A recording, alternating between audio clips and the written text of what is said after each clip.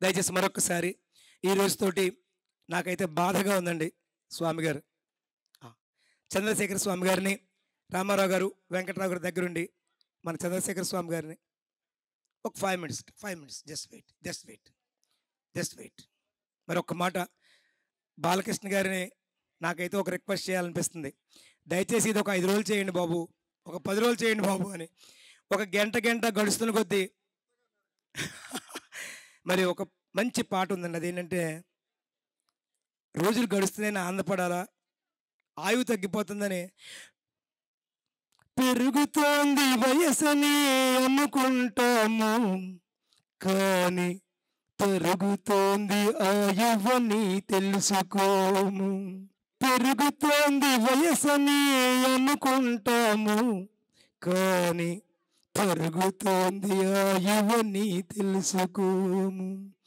అలాగే 12వ తారీఖు అయిపోతుంది, 10 అయిపోయింది, 11 అయిపోయింది, 12 అయిపోయింది, 3 అయిపోయింది, 4 అయిపోయింది. బాలకృష్ణ గారు వెళ్ళిపోతున్నారు, ఆనంద్ గారు వెళ్ళిపోతున్నారు, మొత్తం టీం అంతా వెళ్ళిపోతుంటే ఏదో లోటు ఉందా లేదా? ఉంటే చప్పట్లు కొట్టండి. నిజంగా అది పిఎంసి అంటే. జ్ఞానాన్ని అద్భుతంగా మనకు అందించి 3 రోజులు కూడా, ఈ 3 రోజులు కూడా దక్షిణ కాశీలో చాలామందికి తెలిసినా తెలియని ఒక విషయం, నేను చెప్తున్నది కాదు. దక్షిణ కాశీలో 3 రాత్రులు కనుక నిద్రిస్తే వారికి పూర్వజన్మ ఉండదండి, నెక్స్ట్ జన్మ ఉండదు అసలు. అటువంటిది ఆ 3 రోజుల్ని కూడా 3 యజ్ఞం పేరట స్వామి గారు ఒక్క నిమిషం అండి ఏవి రెడీ చేస్తున్నారు. అటువంటి యజ్ఞాన్ని పిఎంసి వారు నిజంగా ఓకే. Thank you. మరి అద్భుతంగా 3 రోజులు కూడా నిర్వహించి, ఈరోజు తోటి ఒక మాటలో చెప్పాలంటే పూర్ణాహుతి కార్యక్రమం లాంటిది అనమాట ఇది. ఈ పూర్ణాహుతి కార్యక్రమానికి ప్రారంభించడానికి వచ్చినటువంటి చంద్రశేఖర స్వామి గారి గట్టిగా చప్పట్లు కొట్టి ఇంత అద్భుతమైనటువంటి కార్యక్రమాలని 3 రోజుల పండుగని మనకు అందించినటువంటి పిరమిడ్ మెడిటేషన్ ఛానల్కి గట్టిగా చప్పట్లు కొడదాం. ఆ బృందం మొత్తం అందరినీ కూడా ఏమి చూడని తీర్చుకోగలం. వి వెల్కమ్, ప్లీజ్ చప్పట్ల వర్షం కురిపిద్దాం మనందరం కూడా. వి వెల్కమ్ చంద్రశేఖర స్వామి గారు. వారిని సాదరంగా వేదికగా ఆహ్వానం పలుకుతున్నాం. వారి యొక్క భాషణం ద్వారా మనలో ఉన్న అజ్ఞానాన్ని తొలగించేలాగా వారికి ఆహ్వానం పలుకుతూ ఆశీలను కమ్మని. Welcome sir.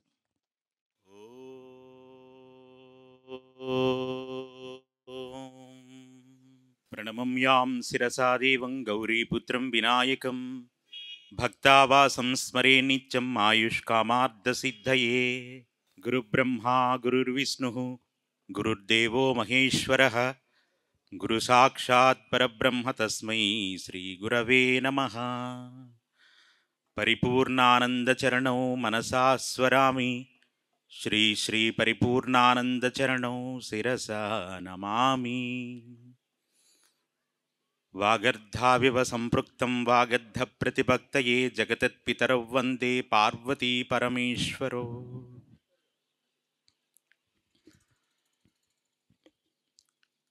మనకి యావ సృష్టిలో 14 భువనములున్నాయి. వీటిని చతుర్దశ భువనములు అని పిలుస్తారు. అంటే భూలోకం నుంచి మనం ప్రారంభం చేస్తే ఆ భూలోకం నుంచి భువర్లోక, సువర్లోక, మహాలోక, జనాలోక, తపోలోక, సత్యలోకమని పైకి వెళుతూ ఉండగా తగిలేటువంటి లోకములు కాబట్టి వీటిని ఊర్ధ్వలోకములు అన్నారు. అంటే సప్త ఊర్ధ్వలోకములు 7. మళ్ళీ భూలోకం నుంచి కిందకొస్తే అతల, వితల, సుతల, రసాతల, తలాతల, మహాతల, పాతాళ లోకములనేటువంటి 7 లోకములు క్రింద తగిలాయి. అంటే పైన 7 లోకాలు, కింద 7 లోకాలు. వీటిని చతుర్దశ భువనములు అని పిలిచారు. ఇలాంటి 14 లోకములు కలిగినటువంటి ఒక గోళకం అనుకోండి. ఇప్పుడు భూలోకం ఎక్కడుంది? పైన ఉన్న ఊర్ధ్వలోకాలకి కింద ఉండేటువంటి అధోలోకాలకి మధ్యన ఉంది. మీరు చూడండి, భూలోకంలో ఉన్న వాళ్ళకి ఒక గొప్ప విశేషం ఉంది. ఇక్కడ పుట్టడమే ఒక గొప్ప అనుగ్రహం. మనకు అస్తమాను చెప్తుంటారు కదా, 84 లక్షల రకాల జీవరాశులలో మానవ జన్మ మహా ఉత్తమమైనది. అందున ఈ భూలోకవాసులకు ఉండేటువంటి గొప్పతనం ఏమిటంటే, వీరి యొక్క ఆహారము విహారము వారి యొక్క ఆలోచనని బట్టి మీరు పైలోకాలకి వెళ్ళచ్చు. మీ ఆలోచన సరిగ్గా లేకపోతే అధోలోకాలకు కూడా పడిపోవచ్చు. మీకు అర్థమవుతుందా? అంటే అందుకే మనల్ని ఎక్కడ పెట్టారు? భూలోకంలో సృష్టించాడు పరమాత్మ. నేను ఈ ఉపోద్ఘాతం అంతా మీకు ఎందుకు చెప్తున్నానంటే, ద్రాక్షారామం అనేటువంటి ఈ క్షేత్రం ఉందే, ఇది అంతా భూలోకానికి అంతటికీ ఎన్ని పుణ్యక్షేత్రములు ఉన్నాయో, శైవక్షేత్రాలు, మనందరం అంటుంటాం జీవితంలో ఒక్కసారైనా కాశీ వెళ్ళాలి, కాశీ వెళ్ళాలి, కాశీ వెళ్ళాలని, గంగా స్నానం చేయాలని మనందరికీ కోరిక.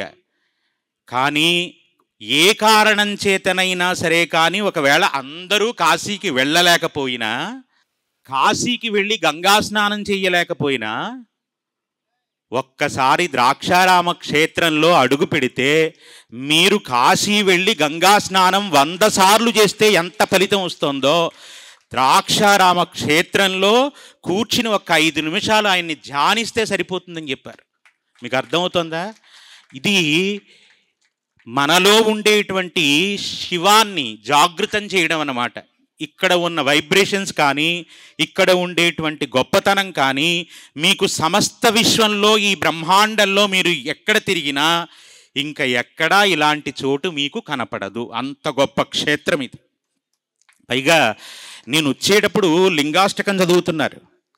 నాకు ఎంత సంతోషం అనిపించిందంటే, పరమాత్మ యొక్క నామాన్ని వింటే చాలండి. శివ అంటే ఏంటో తెలుసా? మంగళము, శుభము, శోభనము, శ్రేయస్సు, తేజస్సు, ఓజస్సు, సకల శుభాలన్నీ ఎక్కడుంటాయో తెలుసా? శివుని యొక్క కాళ్ళ దగ్గర అలా పడుంటాయట. మీకు అర్థమవుతుందా? అందుకని మీకు ఎప్పుడైనా శుభం కావాలంటే మీరు ఒక్కసారి ఆయన్ని ధ్యానం చేస్తే ఆయన ఏం చేస్తాడో తెలుసా అండి? తన దగ్గర ఉండే మంగళతోరణాన్ని ఈ కాలితో ఇలా అంటే చాలట వచ్చి మన గుమ్మం దగ్గర మంగళతోరణమై నిలబడుతుందట. అంటే మీ ఇంట శుభం జరగాలంటే ఎవరనుగ్రహం కావాలి? శివానుగ్రహం కావాలి. అందుకే ఈశ్వరుని యొక్క ఆజ్ఞ లేకపోతే చీమ కూడా, శివుని యొక్క ఆజ్ఞ లేకపోతే చీమ కూడా కుట్టదని చెప్తారు. అంటే సమస్త మంగళములకి ఆలవాలమైన చోట 3 రోజులు కార్యక్రమం పెట్టారంటే ఇది మనం కావాలని పెట్టుకుంటే జరిగే కార్యం కాదు. శివానుగ్రహం ఉంది కాబట్టే ఇక్కడ ఈ కార్యక్రమం జరుగుతోంది. ఎక్కడో ఉన్న నన్ను ఇక్కడికి తీసుకొచ్చి ఇవాళ మీకు ప్రత్యక్ష ప్రసారంగా ఈ మాటలు వినిపింపజేశారంటే ఇది ఇందాకన్నారే ప్యూరిటీ మెరిట్, మనకి మెచ్యూరిటీ ఛానల్ అని. ఆ ప్యూరిటీ మెచ్యూరిటీ కూడా ఆ శివానుగ్రహం చేతనే ఈ కార్యనిర్వాహకులకు కలిగింది అని చెప్పడానికి నాకు పరమ సంతోషం. కాబట్టి ఇప్పుడు నేను ప్రారంభం చేసేటప్పుడు మీతో ఒక మాట చెప్పాను. భూలోకంలో ఉండేటువంటి వాడి యొక్క విహారము, ఆహారాన్ని బట్టి వాడు ఊర్ధ్వలోకాలకు వెళ్ళగలడా, అధోలోకాలకు వెళ్ళిపోతాడా? దీని అంతటికి కారణం ఏంటో తెలుసా అండి? మనస్సు. బాగా గుర్తుపెట్టుకోండి. మీ పాపపుణ్యాలన్నింటికీ కారణం ఏంటి? మీరు చేస్తున్నటువంటి పనులు కదండి, కర్మే కదా. దేనికైనా పుణ్యకార్యం చేస్తే పుణ్యకర్మ లభిస్తోంది, పాపకర్మ చేస్తే పాపమే లభిస్తోంది. దానివల్ల ఇబ్బందే కలుగుతోంది. కాబట్టి ఈ ఆలోచనలన్నింటికి కారణమైనటువంటి మనస్సుని సంస్కరించాలంటే బాగా గుర్తుపెట్టుకోండి. మా గురువుగారు శ్రీపీఠం పరిపూర్ణానంద స్వామి, నేను కాకినాడ శ్రీపీఠం వైపు నుంచి వచ్చానన్నమాట. ఆయన అంటుంటారు, పత్రిజీ గారితో ముచ్చటించేటప్పుడు పరిపూర్ణానంద స్వామి ఒక మాట అన్నారు. లోకంలో ఉన్న వాళ్ళందరూ ఆశ మీద ధ్యాస పెట్టుకు బతుకుతున్నారు. లోకంలో ఉన్న మానవులందరికీ జీవనశైలి ఇప్పుడు ఎలా ఉందో తెలుసా? ఆశ మీద ధ్యాస. కానీ అందరూ వెళ్ళిపోతున్నట్టే వెళ్ళిపోతే ఆయన మహాత్ముడు ఎందుకు అవుతారండి? ఇన్ని లక్షల మందిని, ఇన్ని కోట్ల మందిని ప్రభావితం చేసి, ఒరే మానవ జీవితం అంటే ఆశ మీద ధ్యాస కాదురా, శ్వాస మీద ధ్యాస పెట్టుకోమని నియంత్రించగలిగాడంటే ఎంత గొప్ప ప్రతిజ్ఞ అండి అది ఆయన. అందుకే నేను అదే చెప్పాను, ఉత్తమ లోకాలకు వెళ్ళాలన్నా అలాంటి ఆలోచన, అలాంటి సంస్కారం, అలాంటి మహానుభావుల యొక్క ఆశీర్వచన బలం మనకి లభ్యమైతే మనం కూడా వారి త్రోవన, వారు చూపినటువంటి నడువడిన మనందరం కూడా ఆశ మీద ధ్యాస వదిలి శ్వాస మీద ధ్యాసలోకి వస్తాం అన్నమాట. అయితే ఏమంటే ఆశ మీద ధ్యాస పెట్టుకుంటే వచ్చిన ఇబ్బంది ఏంటంటే అని అడుగుతారేమో. ఆశ మీద ధ్యాస పెట్టుకుని లోకమంతా తిరుగుతోంది, కానీ ఆశ మీద ధ్యాస ఉంటే ఆశ తరువాత ఆశ, ఆశ తర్వాత ఆశ అలా పుడుతూనే ఉంటుంది. దానికి ఇంకా అంతు పొంతు లేదు. ఎందుకని? కోరికలు తీరడం అనేటువంటిది ఉండదు. అలా ఒకదాని తర్వాత ఒకటి ఆశ ఆశ ఆశ వెళుతూనే ఉంటుంది. కానీ శ్వాస మీద ధ్యాస పెడితే ఏం జరుగుతుందో తెలుసా అండి? ఈ ఆశలన్నింటికీ మూలమైనటువంటి శ్వాసని నువ్వు నియంత్రించి గమనించగలిగితే, నీ లోపల నువ్వు ఎదగగలిగితే, బాగా గుర్తుపెట్టుకోండి, బయట ఎదగడం అందరూ ఎదుగుతున్నారు, కానీ లోపల ఉత్తమ గతుల్ని నువ్వు పొందగలిగితే, నిన్ను నీవు పరిశీలించుకునే స్థాయికి నీ శ్వాస మీద ధ్యాస నిలబడితే, అన్నింటికీ మూలమైనటువంటి శ్వాస ఒక్క దాన్ని నువ్వు నియంత్రించగలిగితే అన్నీ నీ దగ్గరికే వస్తాయి. కాబట్టి ఆశల వెనకాల పరిగెట్టడం కాదురా, శ్వాసని గమనించడం నేర్చుకో అని చెప్పినటువంటి పుణ్యమూర్తి మహానుభావుల. ఆయనే శివస్వరూపులంటే. శివుడంటే జటాజూటం పట్టుకుని, త్రిశూలం పట్టుకుని ఎదురుగుండా రావాల్సిన అవసరం లేదు. ఎవడైతే మనలో ఉండేటువంటి ఆ సత్యాన్ని జాగృతం చేసి, నీ జీవితం ఇది కాదు, ఇది ధర్మం, ఇది మానవ ధర్మం, ఇలా జీవించమని చెప్పాడో అలాంటి గురువే నిజమైనటువంటి శివుడు. శివాయ గురవే నమః. శివునికి గురువుకి అభేదం. మీకు ఒక విషయం చెప్తాను చూడండి. లోకంలో ప్రతి వ్యక్తికి తన చిన్ననాటి నుంచి అసలు గురువు ఎవరో తెలుసా? తన కన్న తల్లి. తల్లిని మించిన గురువు లేరు, దైవం లేరు, గురువు లేరు. ఎందుకంటే కొన్ని కోట్ల పుస్తకాలు, వేల పుస్తకాలు మీరు తిరగేసినా గుర్తు ఉండనటువంటి ఒక్క మాట, అమ్మ పెరుగన్నం కలిపి పెడుతూ, నాయనా జీవితం అంటే ఇదిరా అని ఒక్క మాట, మంచి మాట అమ్మ నోటమ్మట కనుక ఆ చిన్నతనంలో మనకి ఏ ఆలోచన లేని స్థితిలో, ఇందాకన్నారే ప్యూర్గా ఉంటుంది చిన్నపిల్లల యొక్క నవ్వు కానీ మనస్సు కానీ ఎలా ఉంటుంది, వాడికి ఏ ఆశలు లేవు. అందుకని ఆ ప్యూరిటీ ఎవరిలో ఉంటుందంటే ఆ చిన్న, అందుకే వాళ్ళు నవ్వితే చూడండి, ఒక పుష్పం విచ్చుకుంటే ఎలా ఉంటుందో అలా ఉంటుంది చిన్నపిల్లల నవ్వు. ఎంత సంతోషంగా అనిపిస్తుందో ఆ పిల్లల బోసి నవ్వు చూస్తే తల్లికి ఆనందం అన్నమాట. అందుకని ఆ ప్యూరిటీ ఆ వాళ్ళలో ఉంటుంది. కాబట్టి ఆ ముద్ద పెట్టేటప్పుడు తల్లి చెప్పినటువంటి మాట ఏదైతే ఉందో అది జీవితాంతము ఆ వ్యక్తికి తప్పకుండా గుర్తుండిపోతుంది. మిగతా వాళ్ళు ఎవ్వరు చెప్పినా గుర్తులేని మాట, కన్న తల్లి ఒక్క మాట ఆ ఉగ్గుపాలు పడుతూ, ఆ మజ్జిగన్నం పెడుతూ ఒక్క సంస్కారవంతమైనటువంటి మాటని తల్లి అందించగలిగితే, అందుకే స్త్రీ ఒక్క ఆవిడ మారితే సమాజానంతటినీ మార్చగలిగిన శక్తి మహాత్ములని ఆ తల్లి తన కడుపు నుంచి ఉద్భవించి లోకానికి అందించగలదు. There every successful man behind in to there women అంటే అర్థం ఏంటో తెలుసా? ఈ లోకంలో మహానుభావులు, మహాత్ములు అందరూ ప్రేరణ పొందింది ఎక్కడో తెలుసా అండి? అమ్మఒడిలోనే. అందుకే మనకి ఒక మాట చెప్తారు, తల్లి ఒడి మొదటి బడి. తల్లి ఒడి మొదటి బడి. అందుకనే తల్లి అలాంటి ధ్యానం చేయగలిగే, అలాంటి సంస్కారం కలిగినటువంటి తల్లి ఒడిలో పెరిగారనుకోండి, సమాజం మరో వివేకానంద స్వామిలో, మరో ఇంకో మహాత్ములను, మరో పత్రిజీనో, మరో పరిపూర్ణానందనో తప్పకుండా లోకానికి అందించగలిగినటువంటి శక్తి సామర్థ్యములు ఒక్క స్త్రీమూర్తికి మాత్రమే ఉన్నాయి, గుర్తుపెట్టుకోండి. అందుకే సంస్కారం ఎక్కడి నుంచి రావాలంటే చదువుల వల్ల మాత్రమే సంస్కారం రాదు. తల్లి ఇస్తున్నటువంటి ఒక్క చిన్న మాట ఆ బిడ్డలలో ఎనలేని సంస్కారాన్ని నింపుతుంది. అందుకే ఇవాళ తెలుసో తెలియకో నన్ను అసలు నేను ప్రోగ్రాం చేయాలి ముందు నన్ను 12వ తారీఖుని తీసుకొచ్చారు.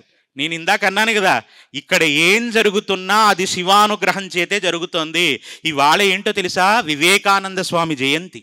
వివేకానంద స్వామి జయంతి రోజున వివేకానంద స్వామి గురించి ఒక మాట చెప్పకపోతే ఈ ప్రవచనానికి అర్థం ఉండదు. ఎందుకని? అసలు యావత్ సృష్టి ఇవాళ జాగృతమై ఒక మంచి బాటలో వెళ్ళగలిగి సనాతన ధర్మం ఇవాళ తలెత్తుకుని నిలబడగలిగిందంటే దానికి నిజమైనటువంటి ప్రేరణ ఆ మహానుభావులైన వివేకానంద స్వామియే. దేశాంతరాలలో ఖండాంతరాలలో హిందూ ధర్మం పట్ల, భారతీయత పట్ల ఆయన వేసినటువంటి ముద్ర ఇక ప్రపంచంలో ఇప్పటి వరకు ఎవ్వరూ వెయ్యలేరండి. మహానుభావులైన ఎక్కడి నుంచి వచ్చింది ఆయనకి ఆ సంస్కారం అంటే ఆయన చెప్పిన మాట ఏంటో తెలుసా? నా తల్లి భువనేశ్వరీ దేవి నన్ను ఇంత గొప్పగా సంస్కరించింది, నా గురువు రామకృష్ణ పరమహంస యొక్క అనుగ్రహం చేత నేను ఇన్ని సాధించానని చెప్పాడు ఆయన.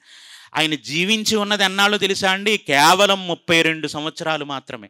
కానీ 32 కాదు, 32,000 సంవత్సరాలైనా సరే కానీ తరగని కీర్తిని, యశస్సుని ఆయన పొందాడంటే తల్లి, గురువు ఆయన జీవితంలో అంత గొప్ప స్థానాన్ని, అంత సంస్కారాన్ని, అంత వివేకాన్ని ఆయనకి అందించారని చెప్పారు. మీకు అర్థమవుతుందా? గురుస్థానం అంటే ఎంత గొప్పదో, ఆ మొదటి గురువు అయిన తల్లికి ఎంత గౌరవం ఇవ్వాలో, మీరు అమ్మని అమ్మా అని పిలవడంలో ఎంత సంస్కారం ఉందో, ఎంత చదువుకున్నా మీరు బాగా జ్ఞాపకం పెట్టుకోండి, అమ్మని అమ్మా అని మాత్రమే పిలండి. ఎందుకో తెలుసా? అమ్మా అని మీరు పిలిస్తే అమ్మకి ఆయుష్ పెరుగుతుంది, ఇంకా ఇంకా ఇంకా జీవించగలుగుతుంది. మీకు అర్థమవుతుందా?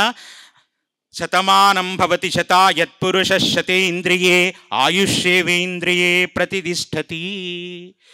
ఎవరినైనా ఆశీర్వచనం చేస్తే ఏమని ఆశీర్వచనం చేయాలో తెలుసా? మీ 100 ఏళ్ల జీవితంలో 1000 ఏళ్ల వెలుగు పొందండి అని ఆశీర్వచనం చేయాలట. మీకు అర్థమైందా? 100 ఏళ్ల జీవితంలో 1000 ఏళ్ల వెలుగు పొందండి అని ఆశీర్వచనం చేయాలట. మహానుభావుడు అలాంటి ఆశీర్వచనాన్ని మనందరికీ అందించారు కాబట్టే ఇవాళ మనందరం ఎన్నేళ్ళు బ్రతికామన్నది కాదు, 1000 ఏళ్ల వెలుగు మన లోపల వెలిగించి వెళ్ళాడు ఆయన. పత్రిజీ అంటే మహానుభావుడు మామూలు వారు కారండి ఆయన. ఎందుకని?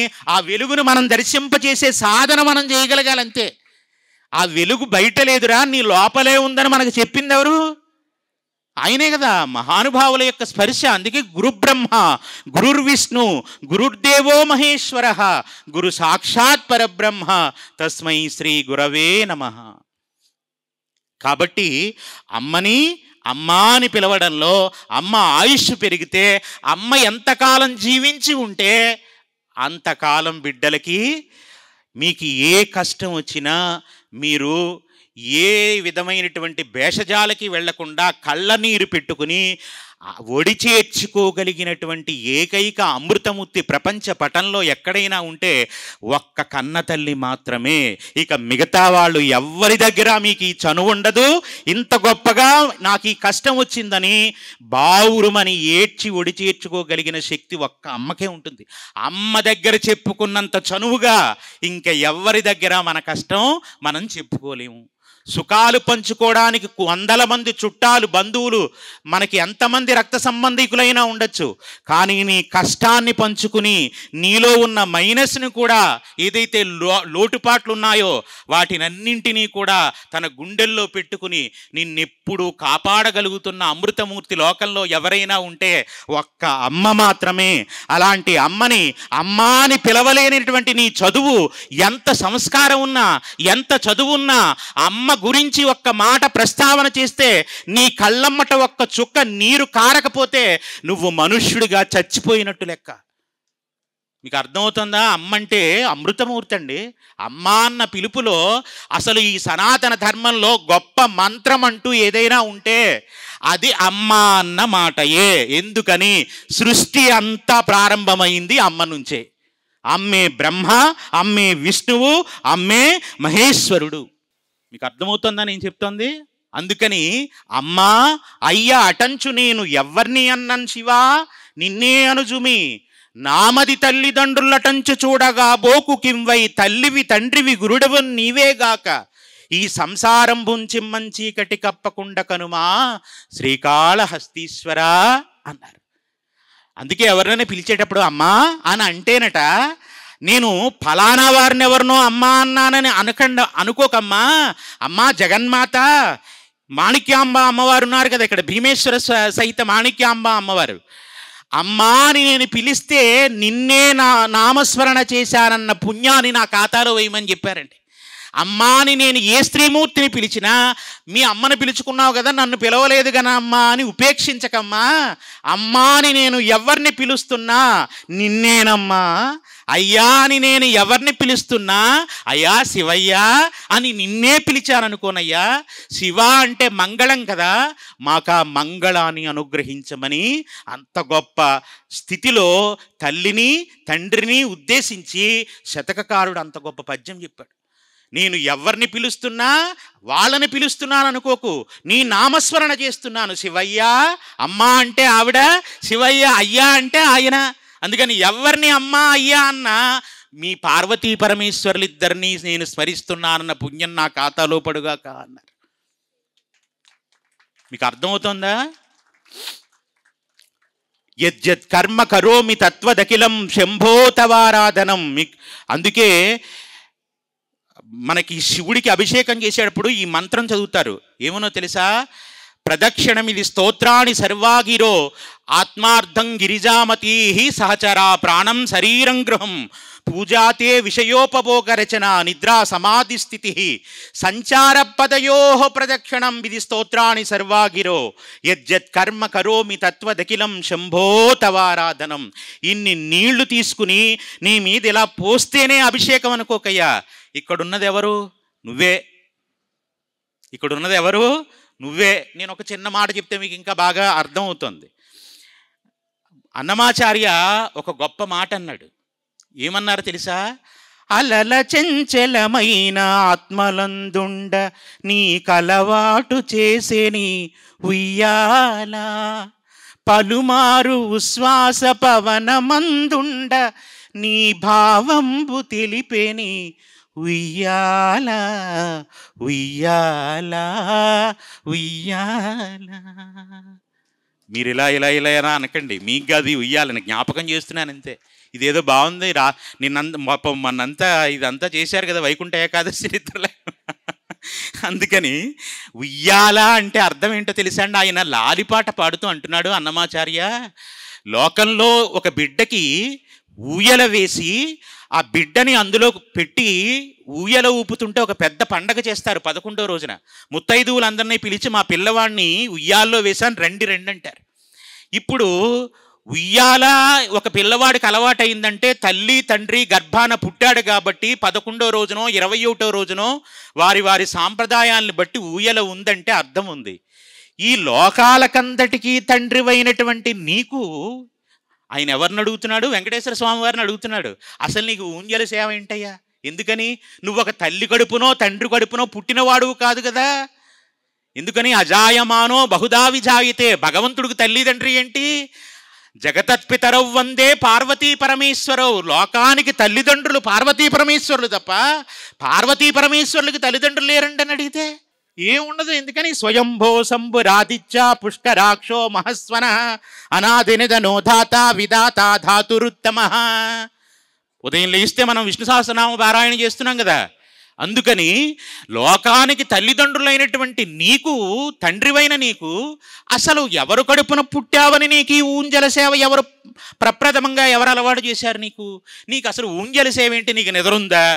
నువ్వు నిద్రపోతే ఈ లోకాలు ఉంటాయా? ఎందుకని? ఉన్మేష నిమిషోత్పన్న విపన్న భువనావళి. అమ్మవారు కనురెప్ప పైకి తెరిస్తే సృష్టి జరుగుతుందట. అమ్మవారు కనురెప్ప కిందకి ఇలా వదిలిస్తే ప్రళయం వస్తుందట.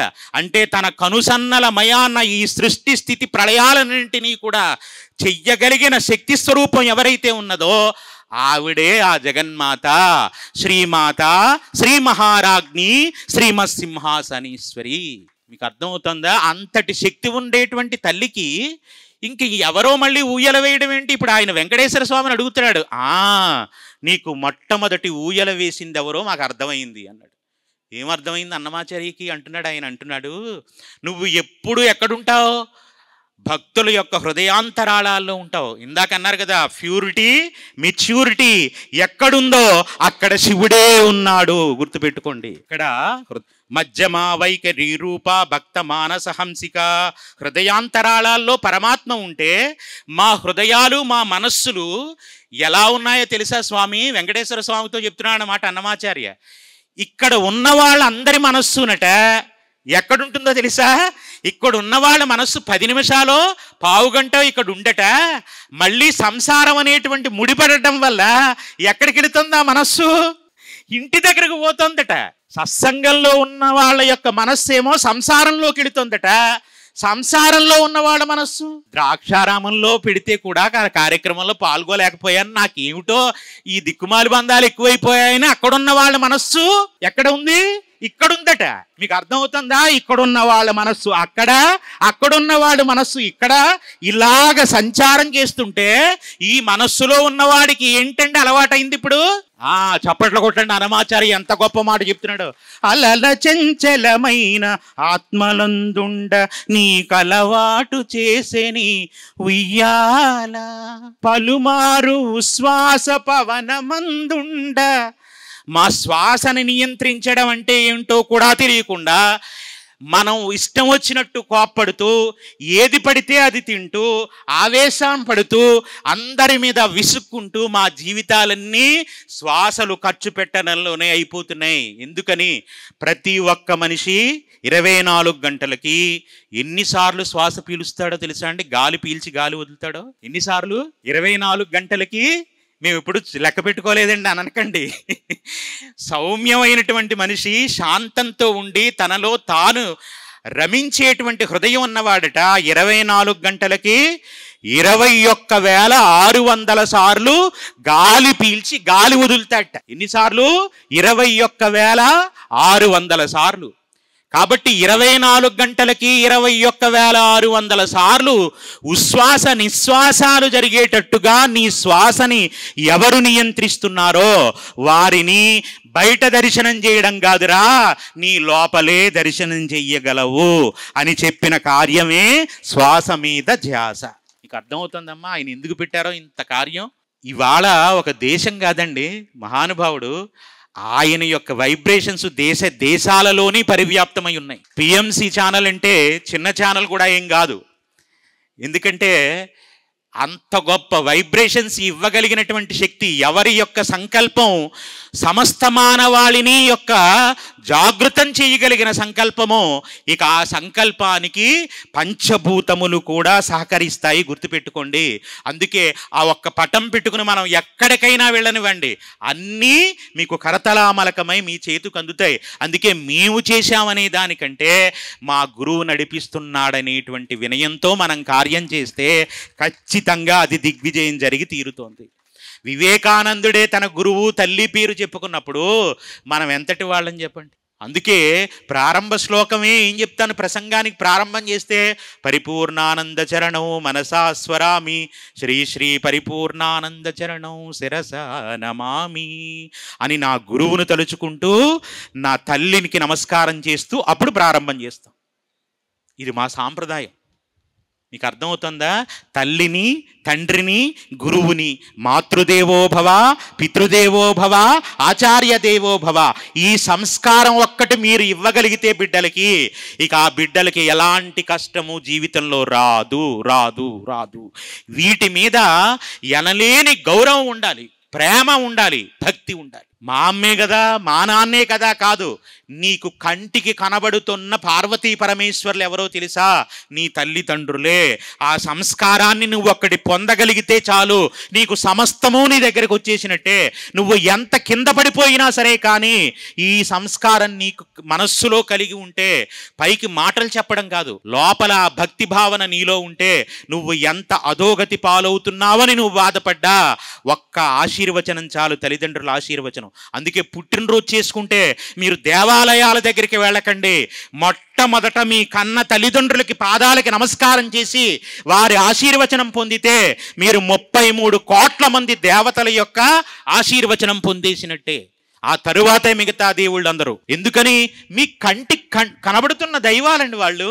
మీ ప్రత్యక్ష దైవం ఎవరు? మీ తల్లి తండ్రి. వాళ్ళు లేకపోతే మీకు ఈ జీవితమే లేదు అసలు. మీరు వాళ్ళని అనాథాశ్రమాల్లో పడేసి వాళ్ళకు రోజు ముద్ద పెట్టాలంటే మీకు ఇంత బద్ధకం వచ్చి, ఇంత ఇబ్బంది వచ్చి, వాళ్ళకి చిన్న అనారోగ్యం వస్తే ఆసుపత్రికి తీసుకెళ్ళడానికి కూడా మీకు ఖాళీ లేని స్థితిలో ఉంటే, మీరు కాశీ వెళ్ళి లక్షలు డొనేట్ చేస్తే ఎవరికి కావాలి? మీరు ప్రయాగ వెళ్ళి అక్కడికి వెళ్ళి అందరికీ పెద్ద ఆడంబరంగా ఏ కార్యాలు యజ్ఞాలు చేస్తే ఎవరికి కావాలి? కన్న తల్లిదండ్రుల్ని సంస్కృతితో సంస్కారంతో గుండెల్లో నిలబెట్టుకోలేనిటువంటి బిడ్డలు ఎంత గొప్పవాళ్ళైనా సరే కానీ వాళ్ళు బిడ్డలు కాదు. పుట్టలోని చదలు పుట్టవా గిట్టవా విశ్వధాభిరామ వినురవేమ. తల్లిదండ్రుల మీద దయలేను పుత్రుండు పుట్టనేమి వాడు గిట్టనేమి, ఆ పుట్టలోని చెదలు పుట్టవా గిట్టవా విశ్వదాభిరామ వినురవేమ. ఈ సంస్కారమే ఈ జాతిని నిలబెడుతోంది. గుర్తుపెట్టుకోండి. తల్లి తండ్రిని ఏ మాట పడితే ఆ మాట, నోటికి ఏ మాట వస్తే ఆ మాట మాట్లాడకూడదు. పిల్లలు జాగ్రత్తగా గుర్తుపెట్టుకోండి. మా అమ్మ నన్ను సరిగ్గా చూడలేదనే అనగలిగే రైటు పిల్లలకి లేదు లేదు లేదు. ఎందుకని? ఇద్దరు బిడ్డలు ఉన్నారనుకోండి, చదువులు ఒకవేళ ఇద్దరిని సమానంగా చదివించి ఉండొచ్చు, ఒకవేళ ఒక్కొక్కరికి శ్రద్ధ తక్కువై ఉండొచ్చు, ఒకరికి శ్రద్ధ ఎక్కువై ఉండొచ్చు, ఒకరికి సంస్కృతి వాళ్ళని ఒక స్థితిలో నిలబెట్టడానికి తల్లి కానీ తండ్రి కానీ 1 లక్షో 2 లక్షలో ఒకవేళ ఎక్కువ ఖర్చు పెట్టి ఉండొచ్చు. అంత మాత్రం చేత మీరు ఈర్ష్యాద్వేషాలు పెట్టుకుని మా చెల్లిని బాగా చూసిందనో మా తమ్ముడిని బాగా చూశాడనో మా అమ్మకి నేనంటే ఇష్టం లేదండి, వాళ్ళంటేనే ఇష్టం అండి అని అనగలిగే రైట్ బిడ్డలకి లేదు. ఎందుకో తెలుసా? తల్లి రుణము నువ్వు లెక్క పెడుతున్న డబ్బులతో నువ్వు వెలకట్టలేనిది. ఎందుకంటే తల్లి రుణం మీరు ఎన్ని జన్మలెత్తినా ఇంకా తీర్చుకోలేరు. ఏం చేశారండి మా అమ్మ నాన్న అని అడుగుతారేమో. కొన్ని వందల సార్లు నువ్వు ఒంటి మీద బట్ట ఉన్నా, తాను పట్టుచీర కట్టుకుని ఉన్నా, నిన్ను సంకనెత్తుకుని ఆవిడ ఫంక్షన్కి వెళితే ఇన్ని వందల మంది ఆనందంగా ఉన్న సమయంలో నీకు తెలియకుండానే నీ మలమూత్రాదులు ఆవిడ పట్టుచీర మీద విసర్జించేస్తే, అయ్యయ్యో నాకు ఈ పిల్లాడు ఇలా ఇబ్బంది పెట్టేస్తున్నాడని ఒక్కరోజు కూడా విసుక్కోకుండా, అలాగని నిన్ను ఒక దెబ్బ కూడా కొట్టకుండా కొన్ని వందల సార్లు నీ మలమూత్రాదులు కడిగి నిన్ను శుభ్రం చేసినటువంటి ఆ అమృతమూర్తికి నిన్ను కడుపులో పెట్టుకుని 30 ఏళ్ళు వచ్చినా ఉద్యోగం లేకపోతే భార్య అయినా విసుక్కుంటుందేమో తప్ప తల్లి మాత్రం అన్నం తినకుండా ఆ పిల్లవాడిని ఒక్క మాట కూడా అనకుండా అన్నం తిన్న తరువాత అయినా కోపడుతుందేమో కానీ అన్నం తినకపోతే మాత్రం తల్లి మనస్సు ఒప్పదు. మీరు ఏ వయస్సులో అయినా వెళ్ళి తలుపు కొట్టండి, తలుపు తెరిచినటువంటి ఆవిడ నీ భార్య అయితే నిన్నేమని అడుగుతుందో తెలుసా? అయ్యాయా తిరుగుతాలు, అయినయా తిరిగిళ్ళు అన్నీని ఊరంతా తిరిగేసావా అని అడుగు. తల్లి తలుపు తీసిందనుకోండి, వెంటనే సమయం చూసి ఆవిడ ఏమంటుందో తెలుసా? ఏమిట్రా ఇంత టైం అయిపోయింది, టిఫిన్ చేసి వెళ్ళమన్నాను కదా, ఎంత నీకు పిఎంసి ఛానల్ వాళ్ళు నీకు ఉపన్యాసం ఇస్తే మాత్రం నువ్వు టిఫిన్ కూడా చేయకుండా వెళ్ళిపోవడం ఏంట్రా అని ఈయన ఏ సమయంలో వెళ్ళండి. తల్లి ఒక్కర్తే మీ కడుపు గురించి మీ ఆకలి గురించి మాట్లాడుతుంది. అంటే అమ్మ ఎప్పుడు చూసినా ఏం చూస్తుందో తెలుసా? మీ కడుపు నింపాలని చూస్తుంది. లోకంలో ఉన్న వాళ్ళందరూ మీ జేబులో డబ్బులెన్ని ఉన్నాయని చూస్తారు. భార్యతో సహా నేను ఈ మాట అనడానికి ఏమీ వెనకాడడం లేదు. భార్య కూడా ఒక స్థాయిలో జేబులో ఉన్న డబ్బును బట్టే విలువనిస్తోంది. కానీ తల్లి మాత్రం ఒక్కసారి జన్మనిస్తే నీకు ఏ ఉన్నా లేకపోయినా నిన్ను మాత్రం బిడ్డగా ఎప్పుడూ తన గుండెల్లో పెట్టి పెంచగలిగినటువంటి ప్రేమైకమూర్తి లోకంలో ఎక్కడైనా ఉంటే అది ఒక్క అమ్మ మాత్రమే.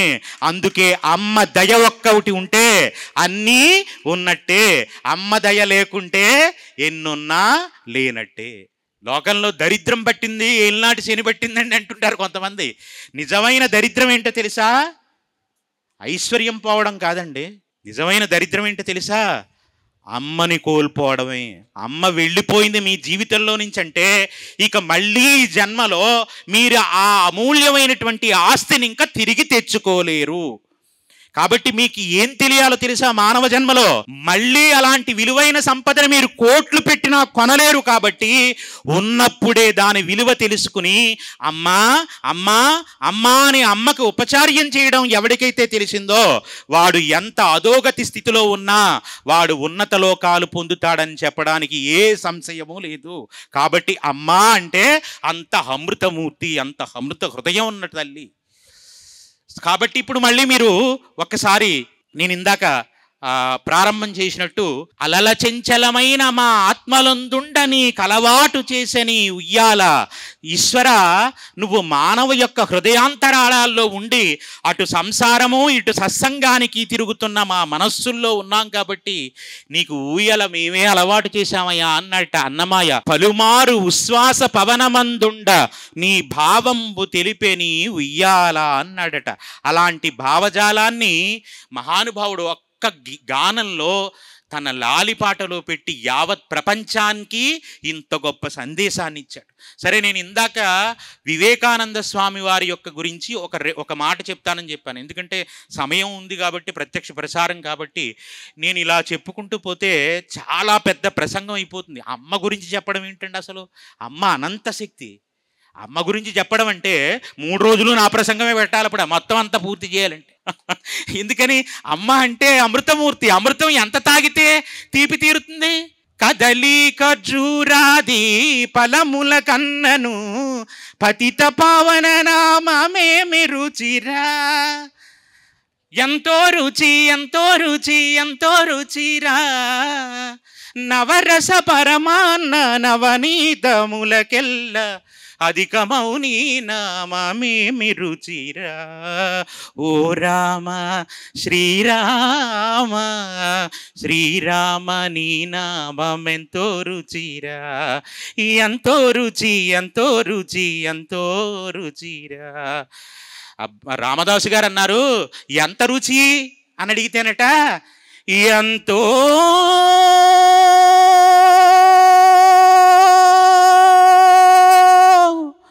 రుచిరా రామా. బోలో సీతారామచంద్ర ప్రభుకి, బోలో సీతారామచంద్ర ప్రభుకి, బోలో సీతారామచంద్ర ప్రభుకి. హిందూ సనాతన ధర్మ की, భారత్ మాతా की జై, భారత్ మాతా की జై, భారత్ మాతా की జై. శ్రీరామ్ జై శ్రీరామ్ జై శ్రీరామ్. అంత గొప్పది. అందుకని రామనామము అంత గొప్పది, అమ్మ నామము అంత గొప్పది. ఎందుకని? రాముడిని తెలియజేసింది అమ్మే. ఈ లోకంలో రామాయణం ఎక్కడ ప్రారంభం అవ్వాలో తెలుసా? అమ్మకొక్క శ్లోకము ఒక నామము వస్తే అమ్మ ఒళ్ళో పడుకోబెట్టుకున్నప్పుడు మా తల్లి రామాయణం చదువుకుందండి. నన్నకన్నా మా అమ్మగారు రామాయణాన్ని చెప్తూ, మా నాన్నగారు వారు వృత్తిరీత్యా కొంచెం దూరం వెళితే నాకు ఎప్పుడైనా జ్వరం వస్తే ఆవిడ ఏమనేది తెలుసా అండి? ఆవిడ అమ్మవారికి చాలా భక్తురాలన్నమాట. నా తల్లి ఒళ్ళో పెట్టుకుని జ్వరం వస్తే మాకు మాత్రలు మందులు తెచ్చేటువంటి సహాయకులు, అంటే మా చుట్టాల బంధువులు కొంచెం దూరంగా ఉన్న తరుణంలో ఆవిడ కొంచెం బయటికి వెళ్ళడం తక్కువ. ఆ ఒడిలో పెట్టుకున్న పిల్లాన్ని చూసనేది, మనకి శ్రీరామ రక్ష సర్వజగద్రక్ష. అందుకని ఇంత కుంకం తీసుకుని రాముడి పాదాల దగ్గర పెట్టి కళ్ళకద్దుకుని రామనామాన్ని పలుకుతూ శ్రీరామ జయ రామ జయ జయ రామ అనుకుంటూ ఆవిడ బొట్టు పెట్టి అనేది శ్రీరామ రక్ష సర్వజగద్రక్ష. నాన్న, మనకి నాన్నగారు దూరంగా ఉన్నారు కదా, నీకు మళ్ళీ పొద్దున్నయ్యేసరికి జ్వరం తగ్గిపోవాలంటే నువ్వు ఈ బొట్టు ఇలా పెట్టుకుని ఉండాలి సుమా. నువ్వు ఎక్కడికి వెళుతున్నా బొట్టు పెట్టుకునే నువ్వు బయటికి వెళ్ళాలని మా అమ్మ చిన్నతనంలో చెప్పిన మాట. ఇవాళ నాకు 42 వయస్సు, మన జనవరి 1వ తారీఖున 43వ సంవత్సరం వచ్చింది. ఇప్పటికీ నేను బొట్టు పెట్టుకోకుండా నా గడప ఇలా కాలు అవతలకి పెట్టింది లేదు. అసలు నన్ను బొట్టు లేకుండా ఎవ్వరూ ఇప్పుడు వచ్చి దర్శనం చేసిందే లేదు. ఎందుకని? నా తల్లి ఉగ్గుపాలతో పెట్టిన మాట, చెప్పిన మాట. నేను ఎంత వయస్సు వచ్చినా నాకు ఈ సంస్కారం ఇంక మళ్ళీ జీవితంలో నేను బ్రతికున్నంత కాలము నా తల్లి చెప్పిన మాట ఏంటి ఇంకా నా గుండెల్లో ఉండిపోయింది. అలా ఇప్పుడు నేను బొట్టు పెట్టుకోకుండా అసలు ఏ పని చేయను, అసలు స్నానం చేయకుండా అసలు ఏ పని చేయను. ఈ సంస్కారము మీకు కావాలంటే శుద్ధ సాత్వికమైన ఆహారం తినడమే మానవ జన్మ యొక్క గొప్పతనమని మీకు తెలియాలంటే మీకు తల్లైనా అలాంటి ముద్ర వేయాలి, గురువైనా అలాంటి ముద్ర వేసిన వాడై ఉండాలి.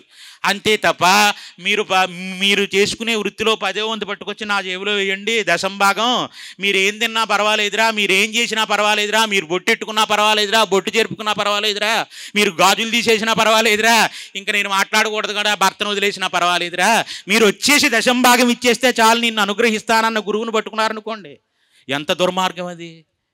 ఈ జాతి అలాంటిది కాదు. మీకు అర్థమవుతుందా? ఎందుకు హిందూ సనాతన ధర్మం ఇంత గొప్పదంటే ఇందులో ఉన్న సంస్కారాలు సంస్కృతులు అన్నీ కూడా అంత గొప్పవి సుమా. ఇవి అందించగలిగిన శక్తి ఎవరికుంది? అమ్మకుంది. అమ్మ ఒడి మొదటి బడి ఎందుకయింది? ఆ రోజున అమ్మ జ్వరం వచ్చినప్పుడు పెట్టిన బొట్టు ఇప్పటికీ నేను పెట్టుకుని అలా దాల్చి ఎక్కడికి వస్తున్నానా, ఇది ఎక్కడికెడుతున్నా చెప్తున్నానా, రేపు నేను నా తరువాత నా బిడ్డలు అలా పరంపరాగతంగా మన సంస్కృతి మన ధర్మము అలా పరిడి వెళుతూనే ఉండాలి అంటే సనాతన ధర్మం యొక్క గొప్పతనం ముందు తల్లిదండ్రులు తెలుసుకోవాలి. రామాయణం యొక్క గొప్పతనం ముందు తల్లిదండ్రులు తెలుసుకోవాలి. అప్పుడు వాళ్ళ సంస్కారం బిడ్డలకి అందించాలి. అలాంటి సంస్కృతి సంస్కారాన్ని అందించినటువంటి తల్లి భువనేశ్వరీదేవి. ఎవరు? వివేకానంద స్వామి వారి యొక్క కన్న తల్లి. ఆవిడ చిన్నప్పటి నుంచి కూడా వివేకానంద స్వామికి ఎంతో జ్ఞానాన్ని నూరు పోసిందట. ఇప్పుడు వివేకానంద స్వామి వారి గురించి ఒక్క చిన్న మాట చెప్పి నేను సమయాన్ని బట్టి నేను ముందుకు వెళ్ళే ప్రయత్నం చేస్తాను. కాబట్టి వివేకానంద స్వామి వారి గురించి ఈ విషయాన్ని మీరు అందరూ తెలుసుకోవాలి. తల్లి సంస్కారాన్ని అందిస్తే ఆయన ఎందుకు ఈ ప్రపంచంలో ఎవ్వరూ పొందలేనంత గొప్ప స్థితి పొందగలిగారు వివేకానంద స్వామి అంటే ప్రవచనాలు చెప్పడం ఉపన్యాసాలు చెప్పడం వల్ల కాదండి. ఒక మనిషి వాక్కు ఎంత గొప్పగానైనా ఉండొచ్చు, ఆయన చాలా గొప్పగా మాట్లాడి ఉండొచ్చు, కానీ అది ఆచరణ దగ్గరికి వచ్చేసరికి శూన్యమైతే ఆ మనిషి మాట ఎదుట వాళ్ళని ప్రభావితం చెయ్యదు. ఎదుట వాళ్ళు ప్రభావితులు అవ్వాలంటే ముందు మీరు లోపల పెట్టుకున్నటువంటి శాస్త్రాన్నో ధర్మాన్నో మీరు పాటించి మీరు ఆ బాటను నడిచి అప్పుడు మీరు ఎదుట వాళ్ళని అలాంటి బాటలో నడవమని చెప్తే అప్పుడు మీ దారిని అందరూ వెళతారు. తప్ప మీరు ఏదీ పాటించకుండా కేవలం ఎదుటి వాళ్ళకి చెప్పడానికి మాత్రమే నీతులు చెప్తూ మీరు మామూలు జీవితాన్ని జీవిస్తే మీరు ఎవ్వరినీ ప్రభావితం చెయ్యలేరు. అందుకే మనకి పుడితే కోరిక, అలాంటి మహాత్ములకు పుడితే సంకల్పం. పత్రిజీది కోరిక కాదండి, పత్రిజీ వారిది ఎవరిది? సంకల్ప బలం. ఆ సంకల్ప బలమే ఈ ప్రపంచంలో ఉండేటువంటి జ్ఞానులందరినీ ఇవాళ ఇక్కడికి తీసుకొచ్చి కూర్చోబెట్టగలిగిందంటే అది ఆయన యొక్క సంకల్ప బలం. అందుకే ఎప్పుడు సమాజ శ్రేయస్సే తప్ప ఇది చెయ్యడం వల్ల నాకేమొస్తుందని ఆలోచనే లేనటువంటి వారినే మహాత్ములు అని పిలిచారు. మీకు అర్థమవుతుందా? వారు కారణ జన్ములు. వారు ఊరికే ఏదో అందరిలాగా వచ్చి 10 మంది మాట్లాడుతున్నారు కదా నేను మాట్లాడుతున్నానని మైకు పెట్టుకు మాట్లాడితే రాదు ఈ సంస్కారం. వాళ్ళ యొక్క సంకల్ప బలం ఏది చెప్పారో అది తుది శ్వాస వరకు అదే ఆచరణ చేసి దాని యందే వారు రమించి తరించిపోయారు. అందుకే భారతీయులు భారతీయులు భారతీయులు అంటే అర్థం ఏంటో తెలుసా? భారత అంటే అర్థం ఏంటో తెలుసా అండి? భా అంటే కాంతి. మనది ఏ దేశం? భారతదేశం కదా. భారతదేశానికి ఆ పేరు ఎందుకు వచ్చిందో తెలుసా? చాలామందికి తెలియక భరతుడు పుట్టాడు కాబట్టి భరతుడు పాలించాడు కాబట్టి అంటారు. కాదు, భరతుడి కంటే ముందే ఇది భారతదేశం. మీరు బాగా జ్ఞాపకం పెట్టుకోండి. ఎందుకని? భరతుడు రామాయణంలో కనపడతాడు, లేదా జరాభరతుడు మనకి పురాణాల్లో కనపడతాడు. వాళ్ళతో కాదు ఈ దేశానికి పేరు వచ్చింది. భా అంటే కాంతి, జ్ఞానము. బాగా గుర్తుపెట్టుకోండి. ఇప్పుడు ఒక దీపం వెలిగిస్తే అక్కడ ఏమొచ్చింది? వెలుగు కదా. ఎక్కడైతే చీకటి లేదో, ఎక్కడైతే జ్ఞానం అనేటువంటి ప్రకాశము చేత సమస్తము వెలుగొందుతుందో అది భా, గుర్తుపెట్టుకోండి. అందుకే సూర్యుని పేరేంటో తెలుసా? భాస్కర. మీకు అర్థమవుతుందా? సమస్త ప్రపంచానికి వెలుగునిచ్చేటువంటి ఆయన పేరు. అందుకే మిగతా మతాలలో ఉండేటువంటి వాళ్ళు ఎవ్వరూ కూడా నీ దేవుడు ఏడిరా అంటే ఎవ్వరూ ఇలా చెయ్యి ఎత్తి చూపించలేరు. ఒక్క హిందువు మాత్రమే నీ దేవుడు ఏడి అని అడిగితే ఈ సమస్త బ్రహ్మాండముల్లో మీరు ఎక్కడున్నా ఇలా చెయ్యెత్తి ఇలా చూపించి, అదిగో సూర్యనారాయణ స్వామి తన తేజో విరాజితమైనటువంటి కాంతి కిరణముల చేత ఈ సమస్త బ్రహ్మాండములని కూడా ఉత్తేజితం చేసి, ఉత్పన్నం చేసి, జనరేటర్, క్రియేటర్, డిజార్వర్ మొత్తం మూడు కూడా ఆయన ఉండి సృష్టి, స్థితి, లయ ఈ మూడింటిని కూడా తన కాంతి కిరణముల చేతనే చెయ్యగలిగినటువంటి దైవ స్వరూపము.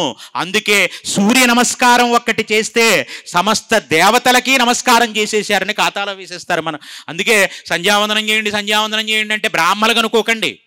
సంధ్యావందనం అందరికీ ఉంది, సూర్య నమస్కారం అందరూ చేయాలి. అసలు ఇంకా మాట్లాడితే అసలు మాంసాహార నిషిద్ధం అనేటువంటి ఆ మాట ఆదివారం రోజున ఎవరైతే మాంసాహారం తీసుకుంటున్నారో, అంటే వారంలో అసలు ఏ రోజు తినకూడదు, అది వేరే విషయం. ఒకవేళ ఎవరైనా వాళ్ళ సంస్కారాలు చేత తీసుకోవలసి వస్తే ఆదివారం కనుక మాంసాహారం తింటే ఇంతకంటే దరిద్రం ప్రపంచంలో లేదని చెప్పారు. ఎందుకో తెలుసా? వారాలన్నింటికంటే కూడా ప్రారంభం ఏది? భానువారము. అది సూర్యుని యొక్క ఉపాసన ప్రారంభమయ్యేటువంటి సమయము. వారాలకి బ్రహ్మీ ముహూర్తం ఎలాంటిదో తెలుసా? అది ఆదివారమే. వారాలన్నింటిలోకి కూడా ఛార్జింగ్. అందుకే ఉపన్యాసం అటు తిరిగి ఇటు తిరిగి పత్రిజీ నన్ను ఆదివారం ఇక్కడ తీసుకొచ్చేటట్టు చేశారు. శనివారం సాయంకాలం 7 గంటల కంటే మీరు అని చెప్పిన వాళ్ళు ఆదివారం మార్చారు. ఇంకా ఏ గురువు అన్నా అయితే నేను హైదరాబాద్ నుంచి రావాలి, ఏమనుకుంటున్నారు నన్నండి అని రావడం మానేస్తాడు. కానీ నాలో పత్రిజీ అనుగ్రహించి ఆవహించి ఏం చేశారో తెలుసా? మీరు ఎలా చెప్తే అలాగే, మీరు ఎన్నింటికి చెప్తే అన్నింటికే, మీరు ఎలా మాట్లాడితే అలాగే. ఎందుకని? వచ్చేది నేను కాదు, పలికేది నేను కాదు, అన్నీ చేయిస్తుంది ఆయన. చంద్రశేఖర స్వామి చెప్పారనుకోకండి, చంద్రశేఖర స్వామి నిమిత్త మాత్రుడు. ఈ మైక్ ఎలాంటిదో నేను అలాంటి వాడిని. కానీ నా నోటమ్మడ వస్తున్న మాట ఉందే, అది ఆయన అనుగ్రహం చేత నేను పలుకుతున్నదే. పలికెడిది భాగవతమట, పలికించెడి విభుండు రామభద్రుండట, నే పలికిన భవహరమగునట, పలికద వేరొండగాద పలికద నేలన్నట్టు మహానుభావులు ఇవాళ ప్రత్యక్ష ప్రసారం కాబట్టి ఇంకెక్కడితో ఇంకొకసారి ఎప్పుడైనా వచ్చినప్పుడు 1 గంట పాటు మళ్ళీ మనం వివేకానంద స్వామి వారి గురించి విశేషంగా తెలుసుకునే ప్రయత్నం చేద్దాం. స్వస్తి.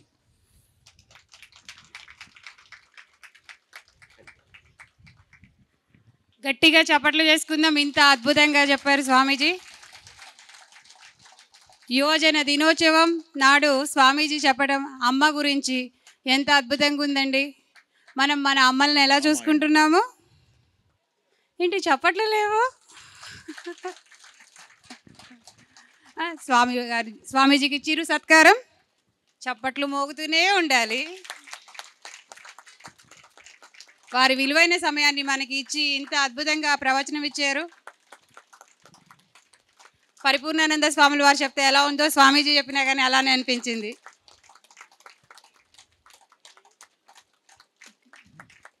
ఇంకా గట్టిగా గట్టిగా